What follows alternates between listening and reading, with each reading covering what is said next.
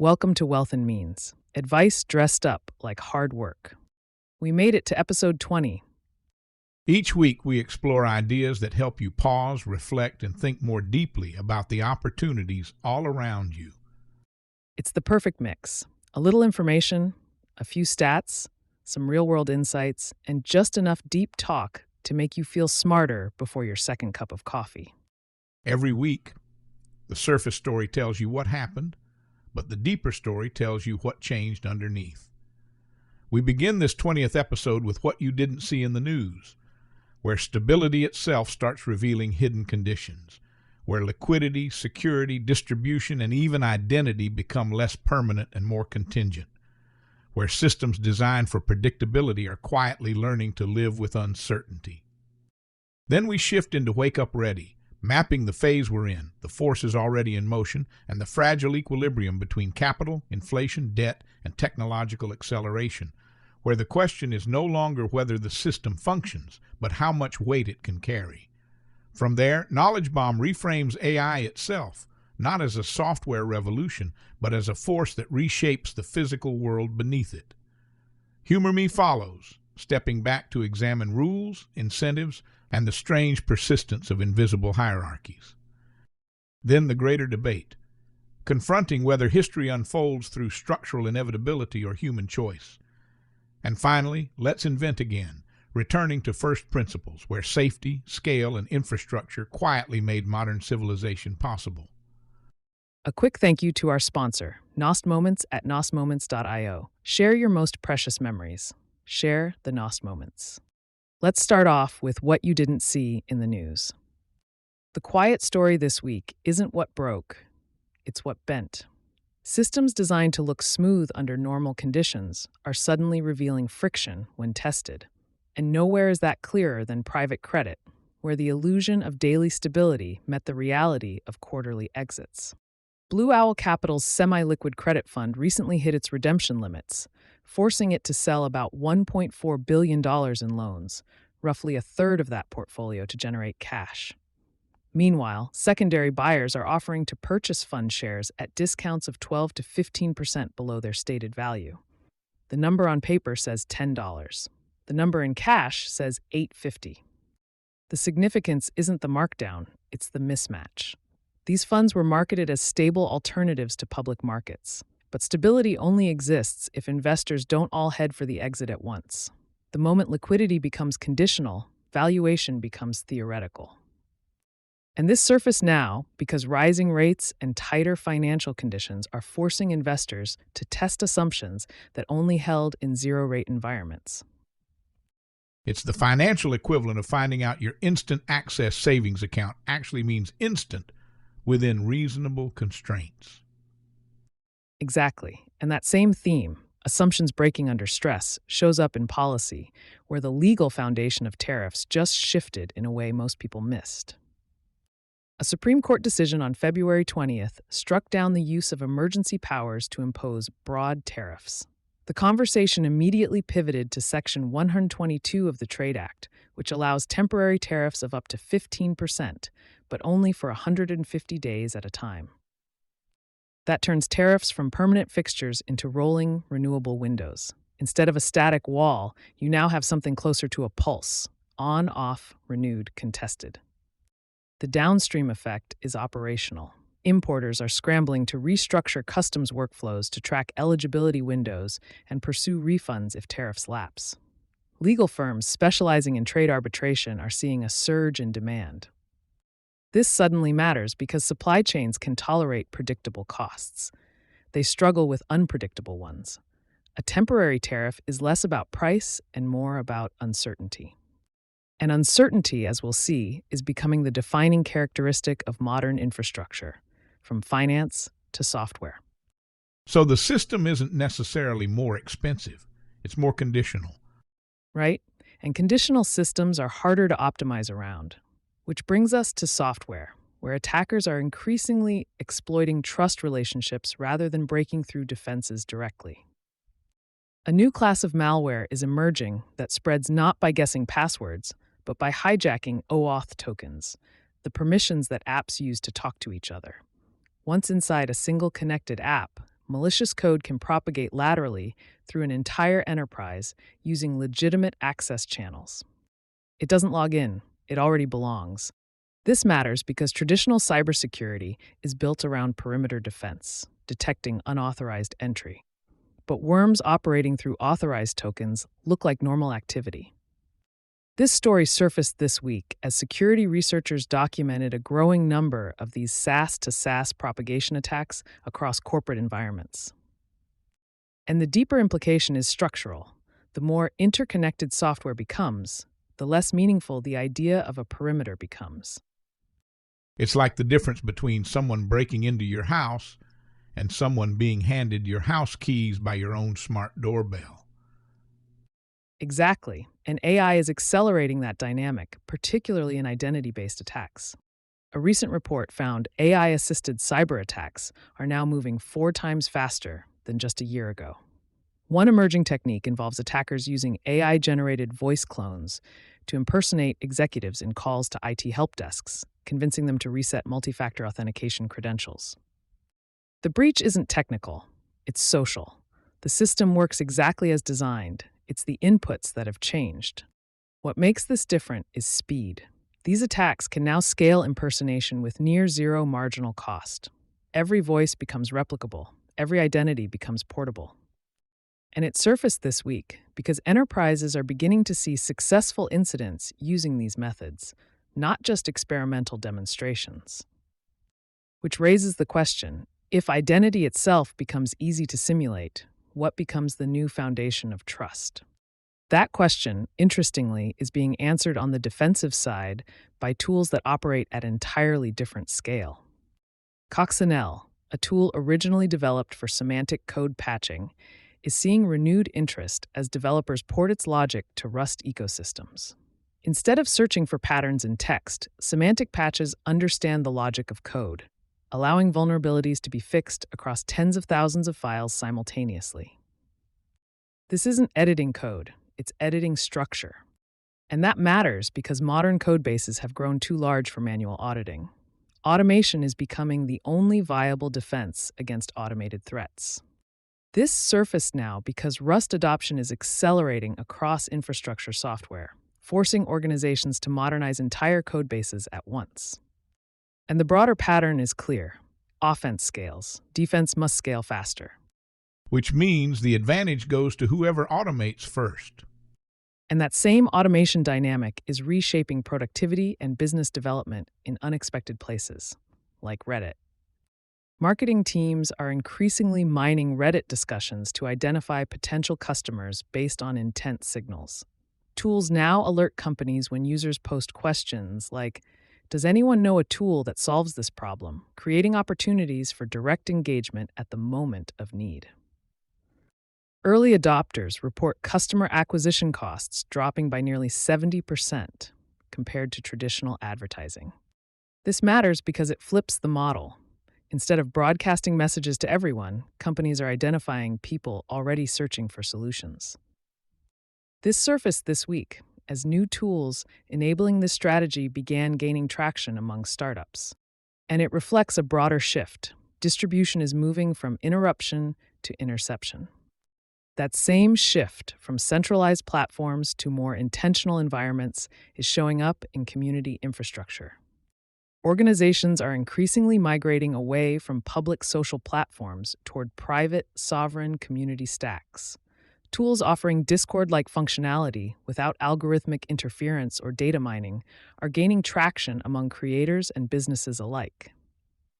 The motivation isn't just privacy, it's signal quality. Smaller curated communities produce higher trust interactions. This surfaced this week as new infrastructure providers reported strong adoption from companies and creators building owned ecosystems. And the implication is subtle but important. The future of social interaction may be smaller, not larger. That fragmentation dynamic also explains a debate quietly unfolding in productivity software. LibreOffice and OnlyOffice are clashing over document compatibility standards. OnlyOffice prioritizes perfect compatibility with Microsoft's formats. LibreOffice argues this reinforces dependence on proprietary ecosystems. It's not just a technical disagreement, It's a strategic one. Perfect compatibility maximizes convenience today. Independent standards preserve autonomy tomorrow. This surfaced this week as the dispute escalated publicly, reflecting growing awareness of how file formats can shape ecosystem power. And ecosystem power increasingly determines who controls distribution. Nowhere is that clearer than in media, where language itself is becoming less of a barrier. YouTube's global rollout of AI auto-dubbing now allows creators to translate videos into 27 languages while preserving emotional tone and pacing. This transforms a creator with one audience into a creator with many audiences. The implication isn't just reach, it's leverage. Content becomes globally scalable without additional production cost. This surfaced now because creators are beginning to see meaningful viewership growth from dubbed versions of existing videos. And it reinforces a broader shift. Content is no longer constrained by geography. Which means the limiting factor isn't language anymore, it's originality. That's why hyperlocal content is simultaneously booming. City-specific explainers covering zoning changes, transit projects, and neighborhood development are attracting growing audiences.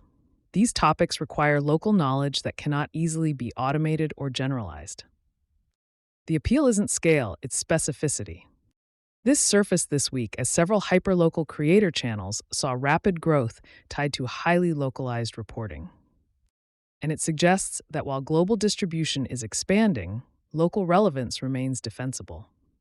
That tension between global reach and local reality shows up vividly in housing. A viral Reddit post captured a widespread sentiment. Many workers are earning roughly the same wages they did in 2021, while housing costs have risen significantly. Mortgage rates near 7% have further widened the affordability gap. The result is migration, not necessarily out of necessity but out of arithmetic. People are relocating to smaller cities where income-to-cost ratios remain viable. This surfaced now as affordability constraints persist despite nominal economic growth. And it reinforces a structural shift. Mobility is becoming an economic adaptation mechanism. Even lifestyle trends are reflecting similar recalibrations. Consumers are increasingly paying for curated information, newsletters, private communities, as a way to filter noise. At the same time, fitness trends like weighted walking are gaining popularity because they deliver measurable benefits with minimal complexity. Both reflect the same instinct, efficiency. This surfaced this week as these trends continued gaining adoption among professionals optimizing time and attention. And the deeper pattern is optimization under constraint. Which brings us unexpectedly to Formula One. The upcoming 2026 regulations introduce cars that dynamically adjust aerodynamics depending on track conditions, maximizing downforce in corners and minimizing drag on straights. The engine architecture now splits power evenly between electric and combustion systems. These cars aren't optimized for a single condition, they're optimized for adaptability. And that surfaced this week as teams revealed early engineering details, which mirrors what we're seeing everywhere else.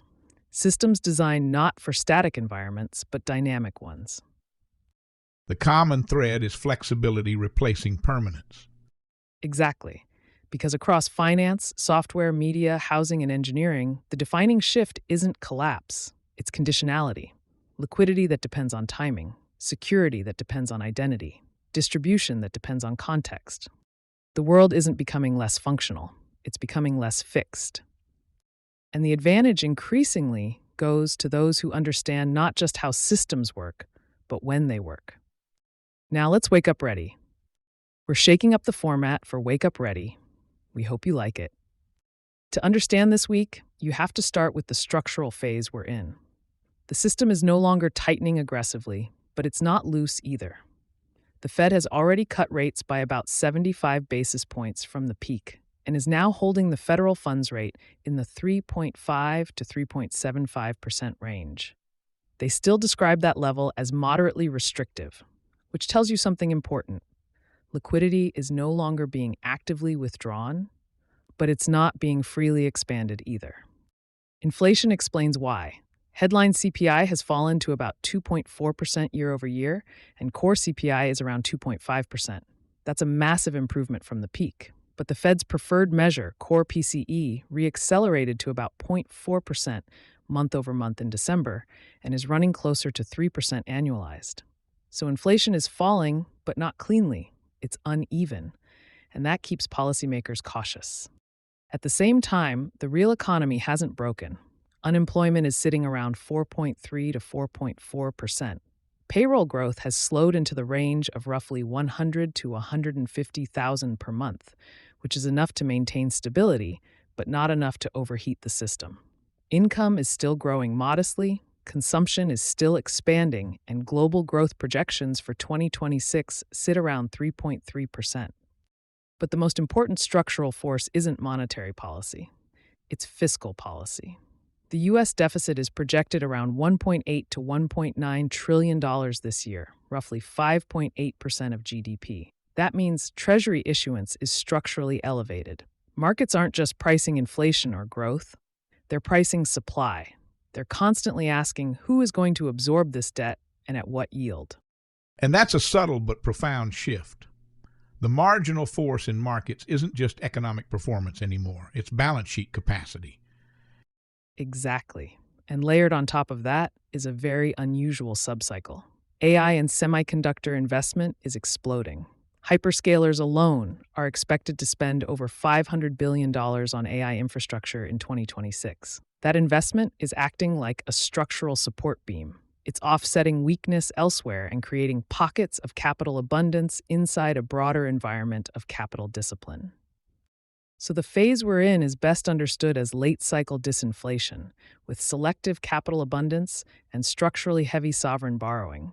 Growth isn't collapsing, inflation isn't solved, liquidity isn't free, everything is conditional. Now let's talk about what's already in motion. The labor market is gradually cooling, but not breaking. Payroll growth has slowed compared to the post-pandemic surge, and unemployment has drifted into the low fours. Wage growth has cooled toward roughly 3.5 to 3.7%. That's enough to ease inflation pressure without triggering a demand shock. Credit markets reflect a similar dynamic. High-yield spreads are sitting around 2.9%. Historically, that's still tight. It means capital is available, but lenders are becoming more selective. Risk isn't being eliminated, it's being priced. At the same time, the fiscal backdrop continues to expand. Public debt, held by the public, is already above 100% of GDP and projected to rise significantly over the coming decade. Interest costs alone are becoming one of the largest federal expenditures. That's a structural shift. It means the Treasury market itself is becoming one of the most important drivers of financial conditions. Meanwhile, AI investment continues accelerating. Spending on data centers, chips, and compute infrastructure is scaling into the hundreds of billions annually.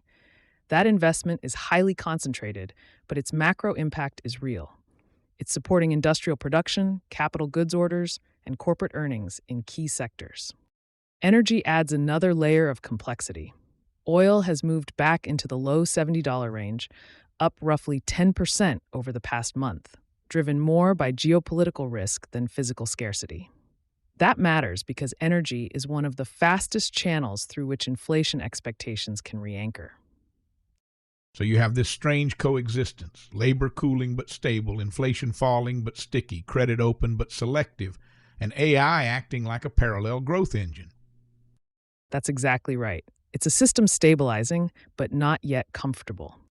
Now we move into the forecast.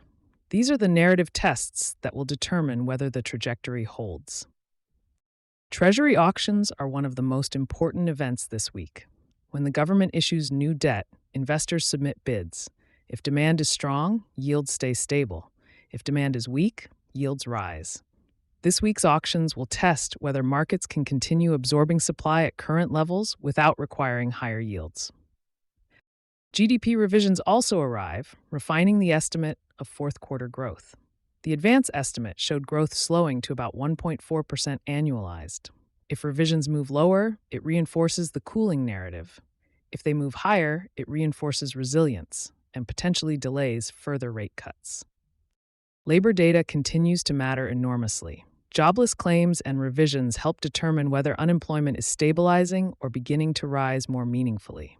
The unemployment rate around 4.3% is consistent with normalization. But if it begins moving toward 4.5% or higher quickly, markets will start repricing recession risk. The most important corporate signal comes from NVIDIA. Their earnings aren't just about one company, they're a proxy for global AI investment. If NVIDIA reports strong demand and guidance, it reinforces the idea that AI capex can continue supporting growth. If guidance weakens, it undermines one of the system's primary structural supports. Energy markets remain another real-time test. Any escalation in Middle East tensions that disrupts oil flows could push prices significantly higher. Oil moving from the low 70s toward the 80s would immediately complicate the inflation outlook and central bank policy. So this week is less about surprises and more about confirmation. Are the stabilizing forces still intact? Correct. And that leads directly into the fragilities. Treasury auctions are one of the clearest fragility points. If auctions begin clearing at yields meaningfully above expectations, what traders call tails, it signals weakening demand. That forces yields higher, which tightens financial conditions across mortgages, corporate debt, and equities. Credit spreads are another critical signal. If high-yield spreads widen sharply from around 2.9% toward 4 or 5%, it indicates lenders are becoming more defensive. That's how capital discipline turns into credit contraction. Labor remains the most politically and economically sensitive variable. A rise in unemployment from roughly 4.3% toward 4.7 or 5% would fundamentally change the narrative. It would signal that cooling has turned into deterioration. Energy represents the fastest fragility channel. Oil rising rapidly into the $80 or $90 range due to physical disruption, not just headlines, would push inflation expectations higher and delay policy easing. And AI investment itself is a fragility point. If hyperscalers or chipmakers signal reduced capital spending plans, it removes one of the system's key growth engines. It's almost paradoxical. The same forces holding the system up are also the ones capable of destabilizing it if they reverse. That's exactly how late-cycle environments work. Strength and fragility coexist. Now let's move to the break signals, the warnings that would indicate a deeper structural shift. Repeated weak Treasury auctions would signal the market is reaching its absorption limit. That would push yields higher structurally, not temporarily. A sharp widening in credit spreads would signal risk repricing. That's how liquidity tightening spreads beyond government bonds into the real economy. A sudden jump in unemployment would signal demand deterioration, not normalization. An energy shock would force central banks to prioritize inflation control over growth stabilization. And a significant pullback in AI investment would remove one of the most important structural supports underpinning growth expectations. These are the signals that tell you the system is changing, not just fluctuating. And finally, the shadow calendar, the hidden forces shaping outcomes beneath the surface. Treasury issuance itself creates mechanical pressure on markets. Even when auctions go smoothly, they require balance sheet capacity. Dealers absorb supply, hedge risk, and redistribute exposure. That process influences yields and financial conditions after the event itself. Positioning around major technology earnings also creates mechanical volatility. When companies like NVIDIA report, hedging flows and positioning adjustments can amplify moves beyond what fundamentals alone would imply. Energy shipping patterns and insurance costs often shift before prices fully react. Those operational changes can signal tightening supply before it becomes visible in official data. And central bank communication continues shaping expectations quietly. Even without policy changes, speeches and guidance influence how markets price the future path of liquidity. So the deeper message is that macro isn't just about the visible events, it's about the system's capacity to absorb them. And right now, that capacity still exists, but it's being tested constantly. We're in a late cycle stabilization phase. Inflation has fallen from crisis levels but hasn't fully settled. Growth has slowed but remains intact. Credit is available but selective, fiscal issuance is elevated, and AI investment is providing concentrated structural support. The trajectory is stable but conditional. The events this week, auctions, labor data, earnings, and energy developments, aren't just data points, they're stress tests. And the signals to watch aren't just outcomes, they're absorption, demand, capacity. Because in this phase of the cycle, the most important question isn't whether the system is strong. It's whether the system can continue carrying its own weight. That's Wake Up Ready, not just what happens, but what it means when it happens. All right, knowledge bomb. If you want to understand where AI is going, stop looking at software. Start looking at gravity. Because AI has a native environment. It thrives in anything that can be reduced to a 1 or a 0. Code, text, contracts, financial models, middlemen, anything symbolic, anything abstract, anything that lives purely as information. That's where AI moves fastest. That's where it compresses entire professions into a function call. But gravity weakens when AI hits atoms. AI can design a bridge, but it cannot pour concrete. It can optimize a power grid, but it cannot generate electricity without turbines.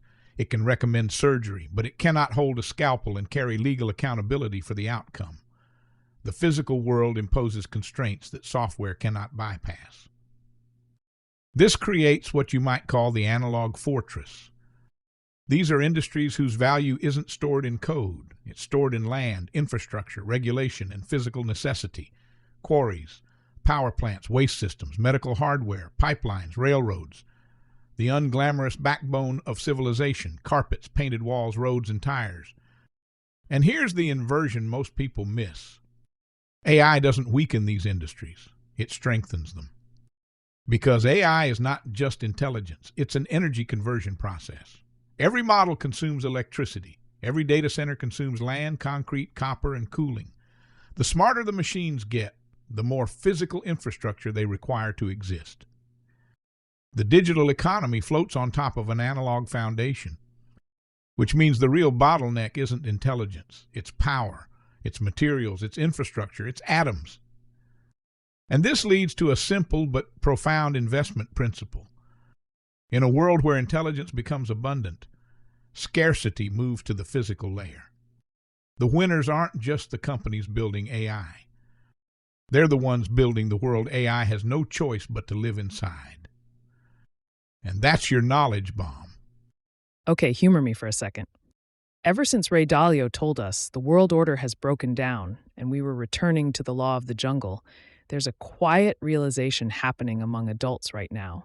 Modern life isn't governed by logic. It's governed by something much older. Something closer to the Jungle Book. Because if you revisit the Jungle Book as an adult, you realize it's not a children's story. It's a compliance manual. The laws of the jungle are very clear. You don't hunt near the watering hole. You don't kill for sport. You respect territory. You follow the pack. And most importantly, you never forget your place in the order. And as a kid, you think, that's nice, structure, community, mutual respect. As an adult, you realize this is just corporate governance with better branding. The watering hole is the weekly team meeting. Territory is your job description. And the law of the jungle is that strange, invisible agreement that everyone pretends makes sense, even when nobody remembers who invented it. My favorite character, by the way, is Baloo. Baloo is the middle manager. Baloo's entire philosophy is follow the rules, trust the system, and everything will work out. Baloo has never seen the quarterly numbers. Baloo has never met the shareholders. But Baloo believes, deeply. Then there's Bagheera. Bagheera is senior leadership. Calm, strategic, slightly ominous. Bagheera doesn't explain the rules. Bagheera enforces the rules. Bagheera says things like, this is the way things are, which is corporate for, I don't make the jungle, I just bill for it. And then there's Shere Khan. Shere Khan is the market. Shere Khan does not care about the rules. Shere Khan does not attend alignment meetings. Shere Khan is a tiger, and the tiger's core management philosophy is very simple. Incentives eat structure. You can have all the rules you want, all the process, all the hierarchy, but when incentives change, the jungle reorganizes instantly. And the most important character in the whole story is Mowgli, because Mowgli is the outsider, the human, the one creature not born into the rules. Which means Mowgli is the only one who can question them. Mowgli doesn't ask, "What are the rules?" Mowgli asks, "Why are these the rules?" Which, incidentally, is the most dangerous question you can ask in any system. Because once you realize most rules were created for conditions that no longer exist, you gain a kind of optionality. You stop confusing tradition with optimization. You start seeing that some rules protect stability and others protect incumbents. And this explains a lot of modern professional behavior. For example, have you ever noticed that the people who most aggressively defend the rules are usually the ones who benefit most from the rules? It's never the gazelle saying we must preserve the integrity of the food chain. That's never the gazelle's position. And occasionally, the jungle updates its rules, usually after a crisis, usually after Shere Khan eats someone important. Then suddenly, there's a task force, a new framework, a revised compliance structure. Everyone agrees lessons have been learned, until the next tiger shows up. Which is why the real lesson of the Jungle Book isn't that rules are bad, it's that rules are adaptive, temporary, negotiated between power, incentives, and survival. The animals who thrive aren't the ones who memorize the rules. They're the ones who understand why the rules exist in the first place. Because markets are jungles, companies are jungles, even portfolios are jungles. And the investors who survive the longest aren't the strongest or the fastest. They're the ones who can tell the difference between the law of the jungle and the moment the jungle quietly changes its mind. And now for the greater debate. This is the debate that quietly reorganizes dinner tables. It starts innocently enough. Someone says the world feels unstable. Someone else nods. Someone invokes history, cycles, patterns. And before long, you realize you're not talking about markets or treaties. You're talking about whether history is something we ride or something we write. Tonight, the question is deceptively simple. Is the breakdown of the world order an inevitable phase of a historical cycle, or the result of specific human choices that could have gone differently? At the left lectern stands Ray Dalio, investor, system builder, student of long-term patterns. His worldview is structural. He believes that nations rise and fall through recurring cycles driven by debt, power, and internal cohesion. To Dalio, disorder isn't surprising. It's overdue. What we're living through now isn't an anomaly. It's stage 6. At the right lectern stands Tunku Varadarajan, journalist, jurist, classical liberal thinker. His worldview is humanistic.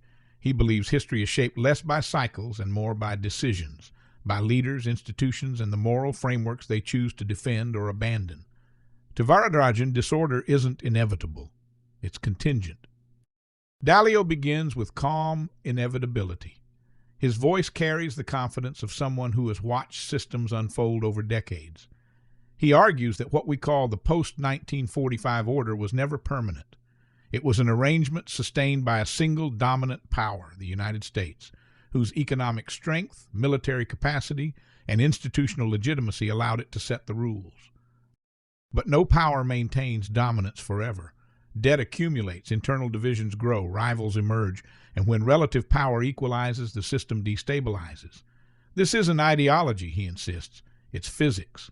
Empires don't collapse because they want to. They collapse because their inputs no longer sustain their outputs. He gestures metaphorically across centuries. The Dutch yielded to the British yielded to the Americans, and now, he argues, the Americans are yielding gradually, unevenly to China. Not because of moral failure, but because of arithmetic. China produces more engineers, manufactures more goods, controls more supply chains, builds faster, saves more. These are measurable forces.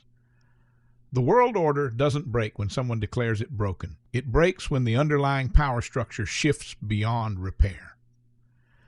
There's a murmur in the room. The argument is unsettling but coherent. Varadarajan responds without urgency.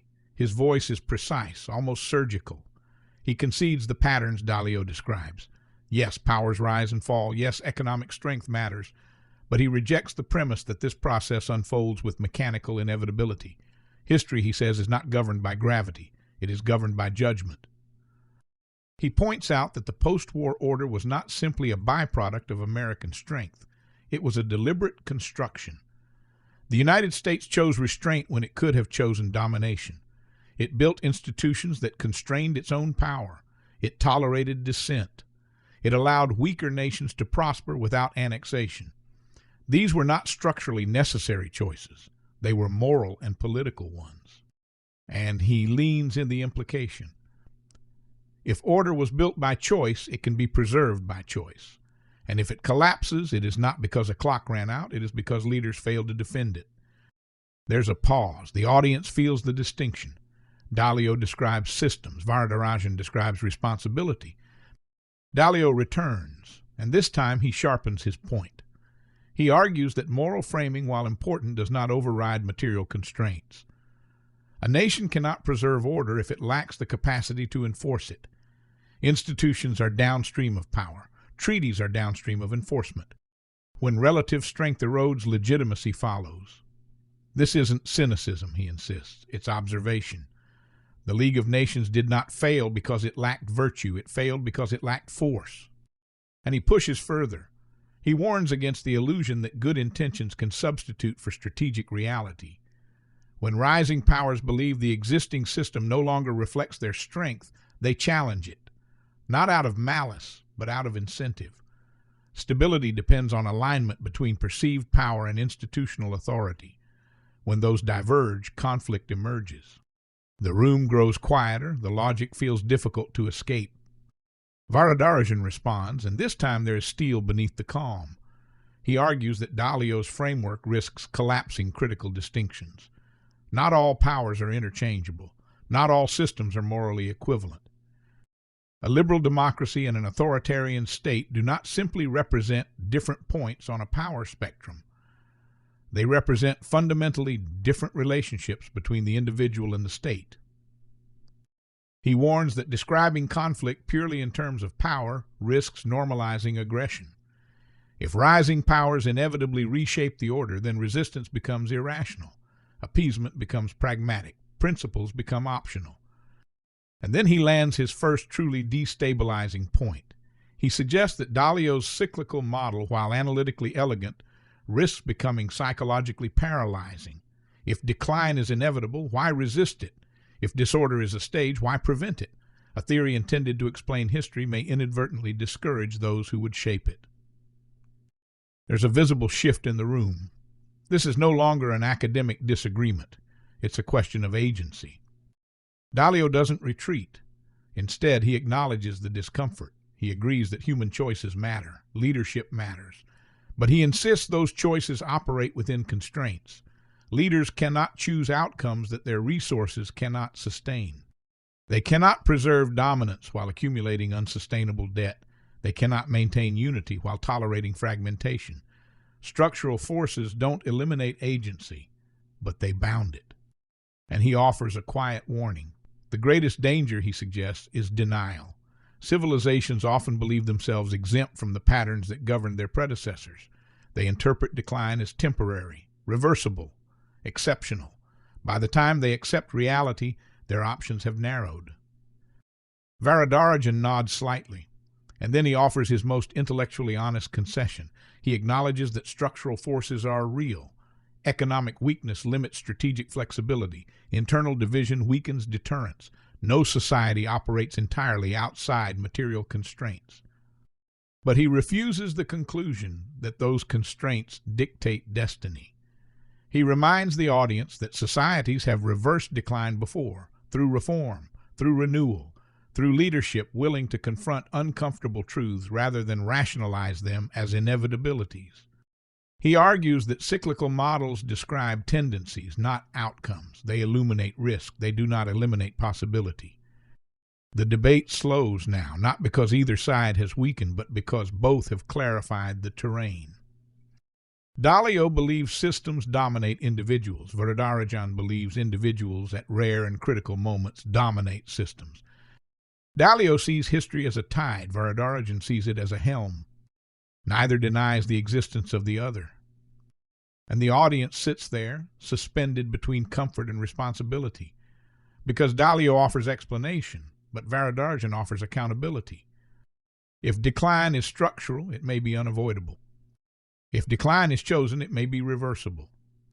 And that is the greater debate. Let's invent again. Imagine stepping into a 19th century factory, the air thick with coal dust and the relentless hum of machinery. Steam engines are the beating heart of industry, but they're also ticking bombs. Boiler explosions are terrifyingly common, shells of metal ripping apart, scalding water, and shrapnel claiming lives in an instant. In 1857, right in the heart of New York City, the Hague Street explosion killed dozens, a stark reminder that progress came with peril. It was in this world of raw ambition and real danger that a young man from a quiet Rhode Island town decided to rethink the fundamentals of steam power. Stephen Wilcox Jr. wasn't born into wealth or academic circles. He came from Westerly, a place known more for granite quarries than groundbreaking ideas, entering the world on February 12, 1830. By all accounts, he was a tinkerer from the start, the kind of kid who took apart clocks and dreamed up machines before he could vote. At just 23, he snagged his first patent for a hot air engine meant to power fog signals in lighthouses. It didn't make him rich, but it lit a fire. Over the years, he'd rack up 47 patents, each one a step toward solving problems others ignored. But it was steam boilers that captured his obsession, especially after witnessing the carnage they could cause. Wilcox saw the flaw in the dominant design, fire tube boilers, where hot gases snaked through tubes immersed in a massive vat of water. Heat the whole thing wrong, and the pressure built until the shell burst like an overripe fruit. Lives were lost, factories leveled. Why not flip it? Put the water inside the tubes and let the fire rage around them. That way, if a tube failed, it was contained. No catastrophic blast. In 1856, he patented his first version, a safety water tube boiler with inclined tubes to promote circulation and prevent buildup. It was clever, but imperfect. He needed a partner to refine it, someone with complementary skills in manufacturing and business. Enter George Herman Babcock, a fellow Rhode Islander with a knack for precision engineering. The two met through mutual circles, bonded over shared frustration with outdated tech, and by 1867, they'd perfected the design. Their patent described a steam generator where water flowed through a network of tubes, heated externally, allowing for safer operation and higher pressures. It wasn't just safer, it was smarter. The inclined tubes ensured natural circulation, hot water rising, cooler sinking, without pumps, reducing complexity and failure points. But ideas alone don't change the world. Execution does. Wilcox and Babcock, along with investor Joseph P. Manton, founded Babcock, Wilcox and Company that same year in Providence. They bet everything on this boiler, marketing it as the antidote to the era's deadly inefficiencies. Skeptics abounded. Engineers wedded to old ways dismissed it as unproven. Why mess with what worked, even if worked meant occasional disasters? Yet, the duo persisted, iterating through doubts and early setbacks. Their boiler's core insight was dispersion. By breaking the water into smaller volumes across tubes, they minimized risk while maximizing heat transfer. Surfaces exposed to fire were larger, efficiency soared, and pressures could climb without courting explosion. It was a mental model shift, from containing chaos in one big pot to channeling it through a controlled web. The impact rippled out faster than steam from a valve.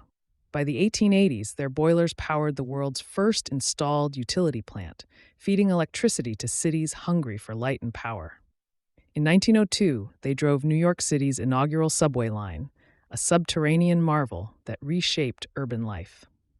Factories scaled up production without the shadow of sudden death. Ships crossed oceans with reliable propulsion. The U.S. Navy adopted them for warships, a partnership that endures.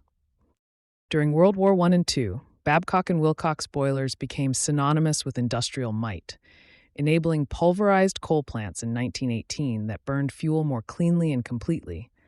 By mid-century, they'd pioneered supercritical pressure boilers in 1957, operating beyond water's critical point for even greater efficiency, and supplied components for the USS Nautilus, the first nuclear submarine. What started as a safety fix unlocked high temperature, high pressure systems that birthed modern electricity grids. Without it, the electrification of America and the world might have stalled, riddled with accidents and inefficiencies.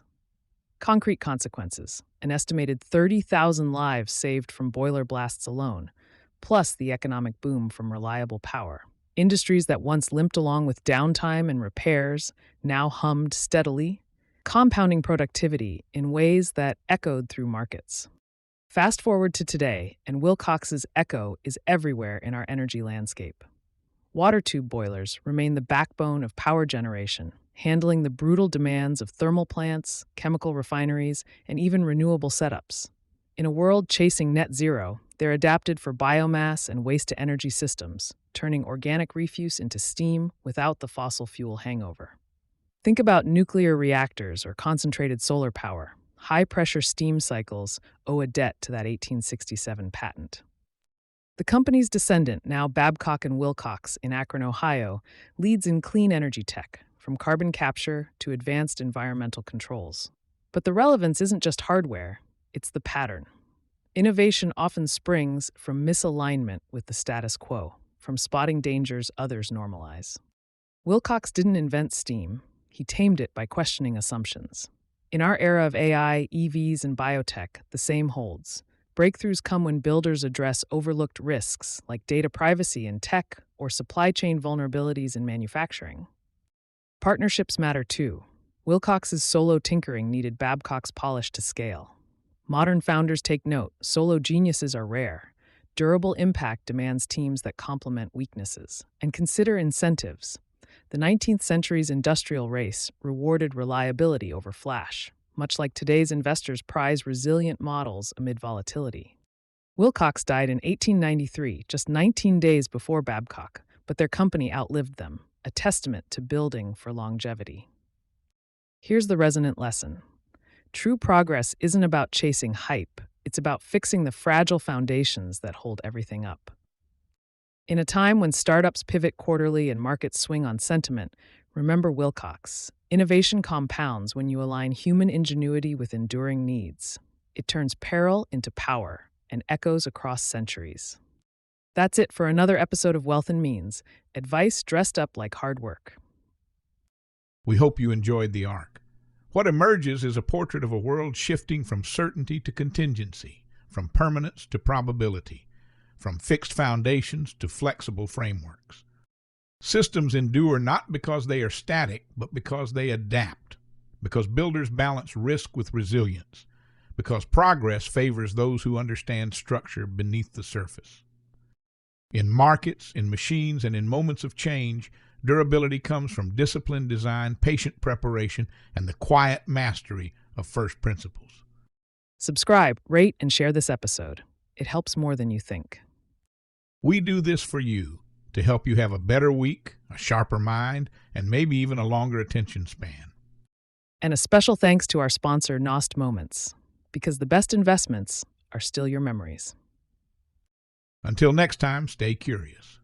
Stay kind. And keep compounding